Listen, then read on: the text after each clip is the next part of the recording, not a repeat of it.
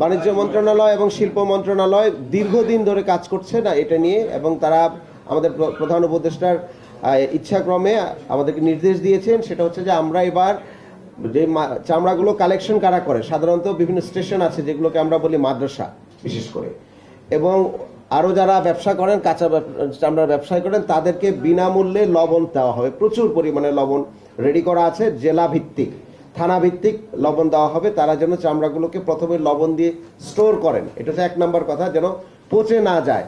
দ্বিতীয় হচ্ছে যে এই আগে লবণ না দেওয়ার কারণে দ্রুত পুরো পচে যাবে, এটা মাথায় রেখে কিন্তু ঢাকায় চামড়াগুলো ঢোকানোর চেষ্টা করা হতো। তখন একটা বড় ডিমান্ড সাপ্লাই ডিসইকুইলিব্রিয়াম হতো। সুতরাং এটা মাথায় রেখে আমরা কোনো ধরনের যেন শর্টেজ এবং ওভার সাপ্লাই, এই দুটো জিনিসের একটাও যেন না হয়, এই জন্য এটাকে আমরা মার্কেট রেগুলেশন করব, মূলত সাপ্লাই রেগুলেশন করব।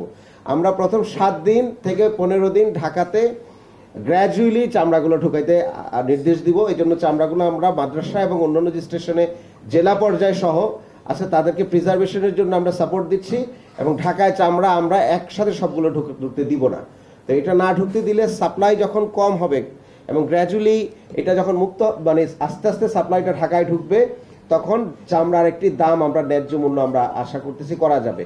অতীতে 50 টাকা, 60 টাকা, 100 টাকা, 200 টাকা কিন্তু গত 2-3 বছরে চামড়ার বিক্রি করেছেন আপনারা জানেন, এবং তার আগে এক সময় 2000 টাকাও চামড়া বিক্রি হয়েছে। এবার আমরা আশা করছি 1200 টাকা যদি আমরা চামড়ার দাম মিনিমাম স্থানীয় লোকজন যিনি চামড়া একদম গরুর মালিক যিনি যে কোরবানি যিনি দিয়েছেন তিনি যদি 1200 টাকাও পান, আমরা মনে করি তার প্রতি এক ধরনের ন্যায্যতা তৈরি হবে, এবং সেটা করার জন্য যত ধরনের প্রস্তুতি আছে সেগুলো আমরা নিয়েছি।